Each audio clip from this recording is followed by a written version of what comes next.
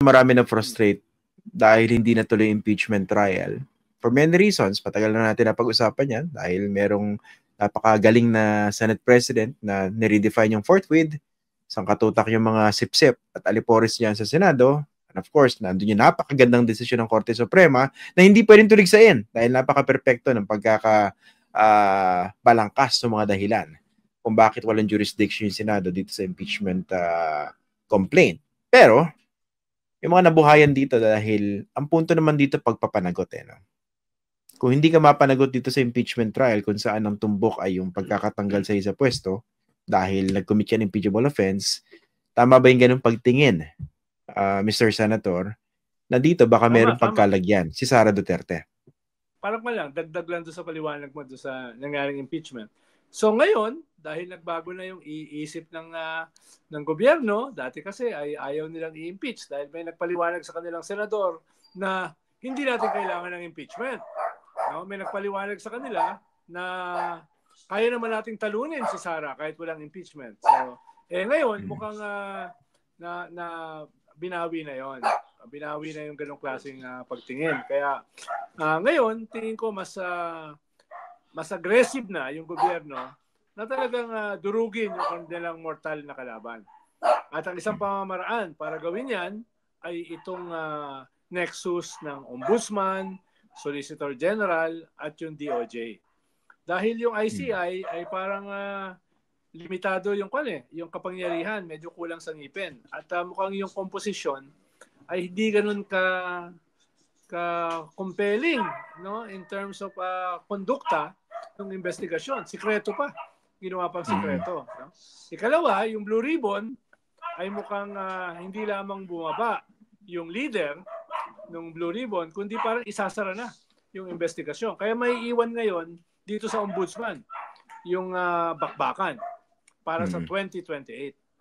At yung powers ng Ombudsman ay very sweeping. Meron siyang fiscal autonomy, hindi siya dadaan sa commission on appointment, pwede niyang akuin yung ibang mga kaso na nakasalang sa ibang mga korte, etc. etc. Ang pinakamahalaga siguro, kaya niyang pabuksan using the SALN framework yung mga bank accounts. Hindi lamang ng Vice President, kundi yung masasalang dito sa mga kaso. No? Dahil halimbawa, may nagsalang na yata si Gordon ba yun? Sinalang na para buksan ulit itong Parmali. I'm sure may sasalang din doon sa mga nag-file ng impeachment kay Vice President Sara. At yung ICI, ipapasa rin sa kanila yung mga nakuha nilang mga investigasyon. No? Kaya talagang mapupunta sa Ombudsman yung bakbakan. Actually, ito naman talaga yung tumbok, no? Kasi institutionally, ito yung mga kapangyarihan ng Ombudsman. Ang problema lang, hindi lang madiretso sa Ombudsman noong time na yon dahil, of course, nasa transition, di ba? Nagretiro yung isang pro-Duterte. Tinitingnan pro-Duterte na dating Ombudsman, di ba? So, nandun yung issue ng credibility, hindi sila makapag-pursue dahil nga merong nakabara. Pero ngayon, may bago na, mataas expectation dito kay Boying Rimulya. Yes. No? At with the powers of the Ombudsman, ay talagang yung nawala sa impeachment process, pwede dyan lumipat. Kahit hindi niya matanggal yung Vice President, as Vice President, dahil siya, impeachable position, ay marami siyang pwedeng gawin. Kaya nga, lahat na yata ginawa ng mga Duterte para hindi siya ma-appoint, di ba? Si Aimee, si Pulong, si Baste. Pero in spite of that, nakalusot pa rin siya. Kaya, Battle Royale ang mangyayari dito. Anong sabi niya? Lahat na ba yun? Anong sabi niya kahapon? Na babaguhin na niya yung policy sa SALN. Bagamat meron pa rin mga aspeto na gagawin nila sekreto. Pero basically, yung policy ng previous ombudsman na pwede lamang makuha yung SALN kung papayag yung sinasalen ay practically ay babaguhin na niya. So maganda pero sa akin, magandang senyales. Magandang senyales yun. First move nung pero sa akin, nakadepende pa rin ako rin sa actual implementation. The proof of the pudding is in the eating. Kung gaano kadali yung access sa SALN at saka kung hindi ba magkakaroon ng mga sandamukal na roadblocks. That is yet to be seen. Tama. No? Pero kung meron kang ombudsman na pwede sa ganyang klaseng hamon, whether you like him or not, mukhang si Boying yon. No? Without prejudice do sa iba niyang mga weaknesses, iba niyang track record, etc. Sa ngayon, kung nasa gitna ka ng existential battle, no? At yung mga kalaban mo ay malalakas, siya yung pangharap diyan. Siya yung magandang pangharap para sa bardagulan. Tsaka from the start, nadidinig ko rin din sa mga nasa hanay ng mga human rights groups. Very accommodating itong si then Justice Secretary Boying Rimulya sa pagtulong in terms of pagpapanagot dito sa mga may kasalanan dito po sa madugong drug war ng dating Pangulo. And kita naman yan, di ba, nung lumabas siya sa Senado before, binanggit niya yung mga pagkukulang, di ba? Hirap kumarap na ebidensya, etc., etc. He was very forthright doon sa kanyang mga pagbanggit, di ba? Yung mga merong may sabi pneumonia tapos may butas sa bungo, di ba? Tama ng bala sa ulo. Oo. Hindi mo mababanggit yun na hindi mo maasahan yun doon sa ibang mga public officials na talagang tuta ng mga Duterte, hindi ba? No? Although, syempre, nung panahon niya dati, ng dating Pangulo, naging taga-suporta rin niya ng mga Duterte. Like everyone. Maliban sa atin. Ito ka, Juan, di ba last year, siya nagsabi na tutulungan niya yung mga tetestigo sa ICC. Kahit hindi tayo miyembro ng ICC. So may ganun siyang mga statement na nakakatulong. No? For all it's worth.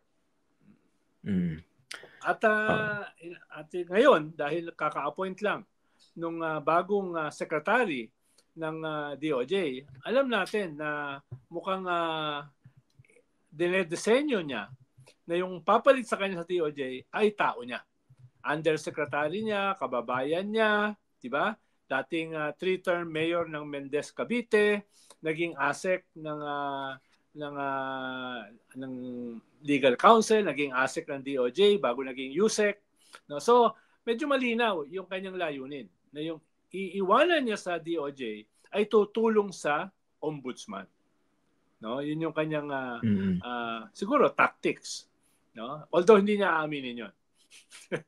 Pero nandun naman lahat ng indication, no? Na ito ay mayor sa Cavite, ito ay ASEC at saka USEC niya, no? Kaya aasahan natin na yung trabaho nito ay magko-complement sa trabaho niya as ombudsman. Parang, ganun ba? Parang ganun, di ba? Ito pag-usapan natin, Senator. No? So, clearly naman, ito yung nakikita natin parang second phase or ito yung direction in terms of, para mapanagot ito mga Duterte. And in fairness, no, hindi lang naman siguro yan. No? Marami pa sisilipin yan. Pero syempre, kasi sa laki ng mga issues dito sa mga Duterte, hindi mo talaga pwede ignore yan. Ang malaking balita dyan dahil in-ignore ng mga nakaraan. Di ba? Pero, in terms of timetable, sapat ba itong nalalabing panahon para sa Marcos administration for the likes of Boying Rimulya to get the job done? Well, medyo kapos na sa oras dahil nasa bingit sila ng pagiging lame duck kung wala silang gagawing very dramatic. Pero, 2.5 taon pa rin yan. Ibig sabihin, marami pa rin pwedeng mangyari dyan. Kung gagamitin ng presidente yung powers ng presidency. No, napakalaki nun Ayun lang, hindi na pwede dito ang urong-sulong, hindi na pwede dito yung patumpik-tumpik. Dapat kailangan na ng decisiveness. Diba? Imagine mo, kung na-impeach si Sara last year or early this year, imagine mo yung pagbabago sa landscape. Diba? So, siguro by this time, na-realize nila yan, malamang hindi pa naman too late, dahil 2.5 taon pa, marami pang pwedeng gawin. Pero kung hindi nila gagawin yan, baka sila yung ma-impeach, imbis na sila yung mag-impeach. No, kaya they don't have the luxury of time and they don't have the luxury of being tentative. Yung kasi minsan yung balance sa presidente masyadong tentative So ngayon ay kailangan na talaga niyang tuloy-tuloy. Dahil nga hindi na ganun kahaba ang panahon. At sabi nga natin sa ibang episode ay kung one-on-one ang labanan sa 2028, then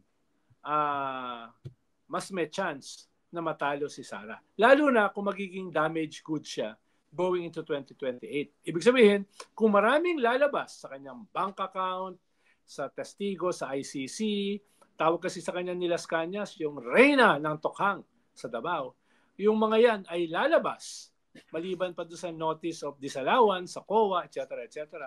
Kung lalabas yan sa mga kaso sa ombudsman, then posible na going into 2028, malaki yung mawawala sa kanya kahit hindi siya na-impeach. At kung on the other side naman, ay magkakaisa yung lahat, no? Around one candidate na most probably ay manggagaling sa mga pink, then yung chances na magkakaroon ng pagbabago sa 2028 ay lumalaki.